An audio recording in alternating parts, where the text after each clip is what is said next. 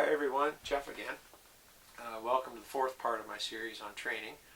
I wanted to talk today, hopefully quickly, about some of my philosophies in training. I'm going to get to dog work soon. I know I've done a lot of talking in the last few videos, but I'm going to get to actual working of the dog pretty soon. But I thought this is kind of important. One of my largest philosophies on training is training versus testing. And you might say, well, what does he mean by that? Well, if I go back a couple of videos ago, when we brought Bandit home, I wanted to set up the environment in our home and control the environment in our home so that it would create a stage for Bandit to succeed. That's exactly what I mean by training. Okay, I set up an environment for him and I controlled the environment for him so that he would give me the responses that I expected. So when I start into formal obedience training, one of the things that I do is I always do it in the same place. I have a spot here in the barn that I will work, and you will see me doing formal obedience training with Bandit. It's the same place every time. I do it roughly for the same time period. I go through the same motions. My demeanor is always relaxed and calm. I'm not excited one day. I'm not grumpy the next day. If I'm going to be grumpy, I won't train. It just, dogs read off our emotions and they become what we are. So it's really important for me to do the same thing every time when I train. I won't train once in the house and then once in the yard and then once in the barn. That's not the way it works, not at the beginning. At the beginning, you want to keep everything very simple and easy to understand, because all the dog wants to do is to understand what you're saying. Testing, on the other hand, everyone does it.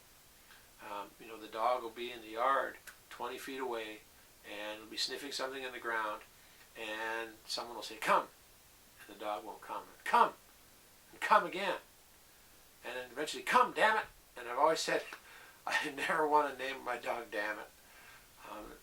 It's just too common a name used out there right now. That person failed 3-4 times in their training. And then eventually what happens is the dog eventually comes, and then the owner or the trainer gets mad at the dog because it didn't come 30 seconds ago or a minute ago when it was supposed to. The problem is dogs live in the moment. What happened 10 seconds ago doesn't matter to them anymore. They can't relate time that way. They don't relate situations to, he's getting mad at me for something I did 20 minutes ago. Doesn't work that way. Dogs' minds live in the moment. So unless you can correct a command instantly, it's no point in trying to correct it or trying to even give it. And that's what my whole training philosophy is based on. It's training the dog where you can control the command and control the response to that command every single time, bar none. As soon as you get into testing, you're teaching the dog, it's like that stupid extend a leash, you're teaching the dog to do the wrong thing and that it's okay to do the wrong thing. And then you're confusing the dog when you come back with a negative response. Negative responses and negative reinforcement, all they are is a reaction to doing something wrong as a trainer. Okay? Getting angry, of course, is a very selfish thing and has no part in training whatsoever.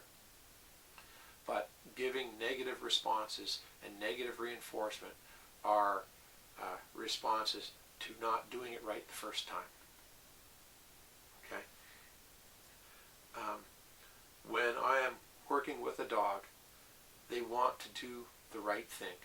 They want to learn it correctly. And if the dog doesn't get it, if the dog messes up, it's not the dog's fault. It's the trainer's fault. And people have to realize that the dog doesn't willingly do something wrong. It's just the trainer does not teach that dog their expectations and make that dog do what it's supposed to do. A dog will always respond if you're consistent. They learn very quickly. Okay, so that's one of my biggest philosophies in training, is training versus teaching. And that's what I'm going to be focusing on the most throughout this series. And that's what I bank on the most is how, to get a dog, how do I get my dogs to do, the wonderful things that they do? I train them. I teach them. I don't test them. Testing just leads to failure. Okay. Anyway, I look forward to doing some more. And please leave your comments in the video. I'd love to hear what you think. And I look forward to doing more. Oh, and please subscribe to my page and to get more information on what my ideas are and what I'm doing here with Bandit. The nice thing is you're going to see this all unfold, and you're going to see how it works and how well it works. There are so many different training fads going on out there. People training with treats and toys and funny kinds of praise and things like that. That's done for the owner's benefit. It's not done for the dog's benefit.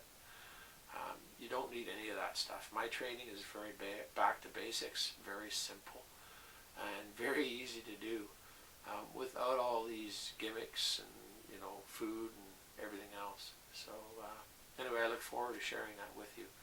Please subscribe to my page and take care. Bye-bye.